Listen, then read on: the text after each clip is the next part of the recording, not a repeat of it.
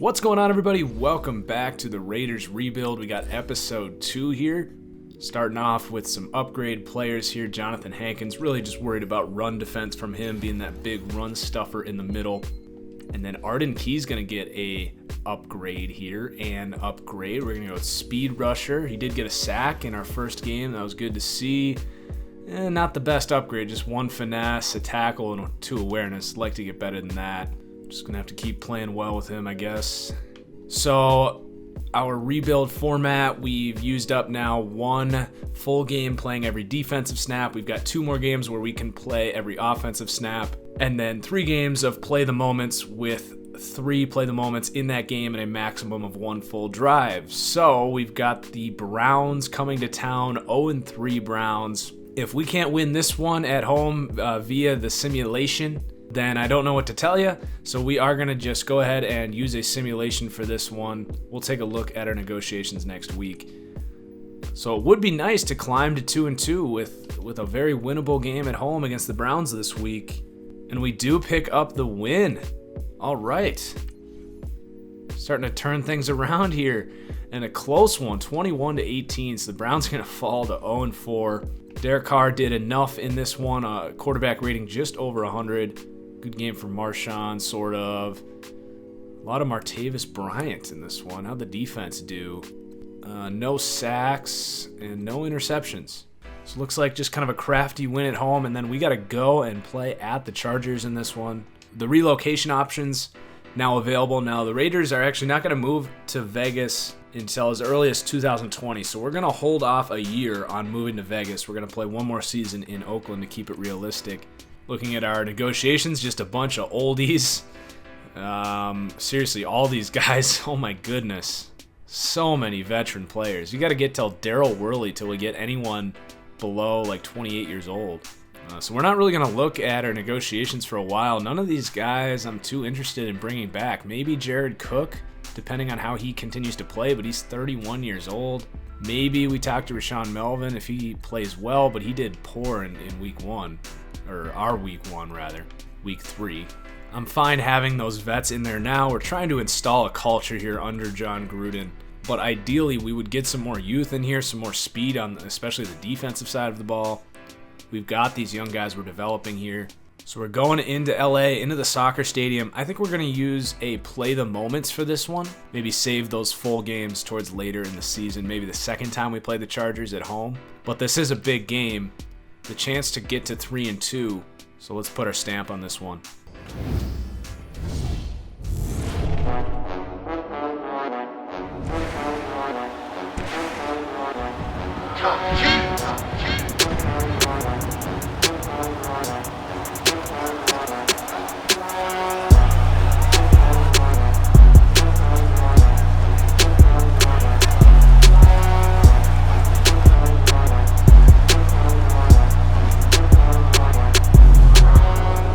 So we get 3 play the moments. We're going to be kind of tactical here. We're going to trust the offense early in this one.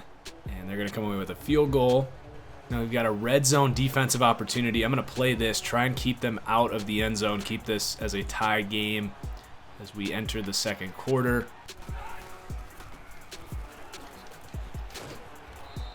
We're pretty fresh on defense after playing all of last week, and that's a good first down there, but Maurice Hurst unfortunately going to pick up an injury. Hopefully it's not too bad. It's a player who fell to us in the 5th round, I believe, because of injury concerns. So hopefully it's nothing too serious there. Ooh, a lucky drop there. Virgil Green, not the best receiving tight end in the world, but a little gift there for sure. All right, 3rd and 6. I'm actually going to call a timeout. I didn't like what I had there. I want to get that nickel package set up. I really should do this in my formation sub so I don't have to do this every game. I'll try and remember. All right, nothing too bad for Hurst. We'll keep him out and be safe, though. So let's see if I can do this quick enough. What I want is Carl Joseph in there at linebacker.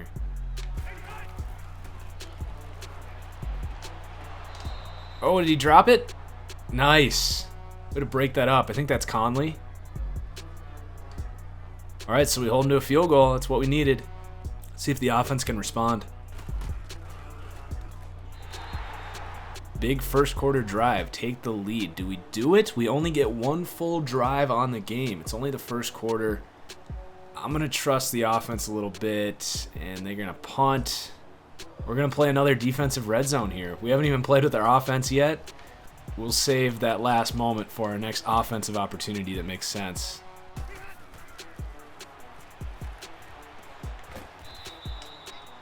A lot of people were requesting to get Markel Lee, our young linebacker, involved. We'll try to work him in. I do actually like what Derek Johnson's been doing for us so far. And we've got Carl Joseph as that kind of bandit linebacker on our nickel packages, so I don't know exactly when we would use Markel Lee, but we will try our best to get him involved. I do like the idea of kind of bringing him along a little bit. Watch the run to the right on this one. Here it comes. Get him. Get him. Ooh, geez, he almost slipped out of that. Okay, third down. Let's go Raiders. Let's get after him a little bit.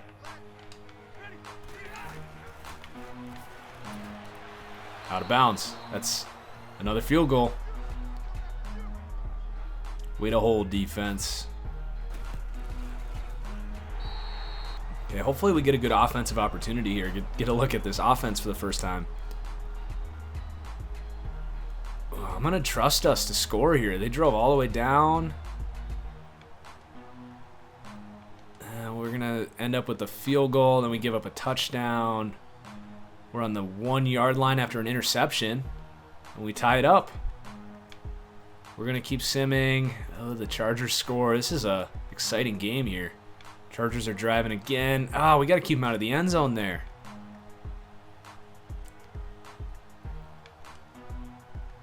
Get the field goal. So this is tough. Do we trust that our offense can keep this drive going? We're at midfield. We could take over and play the full drive here. Or we hope they can get at least a field goal and then we get a stop and then a drive opportunity later. I think that seems to make the most sense. Oh, they're driving. Red zone. Come on, get it in, Carr. Ah, field goal. They get the stop. Oh, jeez. Come on, defense. All right, we got to just play this and then see what happens from that moment on. 4th and inches.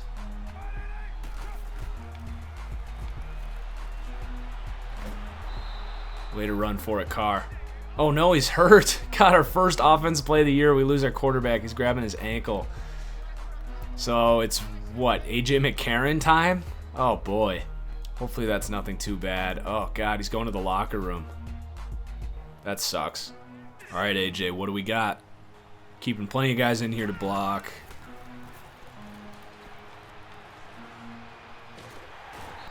Nowhere to go on that one.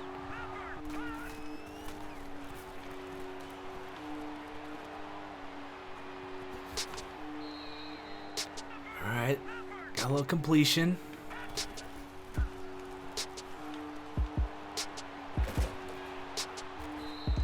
See if we can get one more play off here before the 2-minute warning. Come on, guys. This would be huge if we could score on this. Oh, I like it. All right, we'll take it. A.J. McCarron leading the charge. Foot fracture. He's got a broken foot. How did you break your foot on that tackle that we had? Ugh. That's going to suck. A.J. McCarron, though. How about that? We go for 2. And then leave it up to the Madden gods. I don't trust A.J. McCarron one bit to lead this comeback, but crazier things have happened, I suppose. That's a good drive. Really good drive. So we got to just punt it. See what happens. Oh, you actually got the ball back, but it looks like we came up short. Well, you know, we fought hard. Broken foot for Derek Carr. That's going to be probably a 5 or 6 week injury, so we're probably going to end up simulating a bunch of games here, maybe do a play the moment, and then really use up our full plays at the end of the season when we get Carr back and try to make a late season push. But I don't expect a whole lot of wins with AJ McCarron, to be honest. The guy couldn't even beat Nathan Peterman out. So we fall to 2-3. Phillip Rivers loves it. Pumping up the soccer crowd. Let's take a look at our stats. Looks like Phillip Rivers kind of shredded us. Did get a pick. We got to get this run game going. We got nothing on the ground. Martavis has had a couple good weeks in a row. Jared Cook. Wow, Rashawn Melvin. So it was one of our vets, Dominique Rodgers-Cromartie, getting the pick.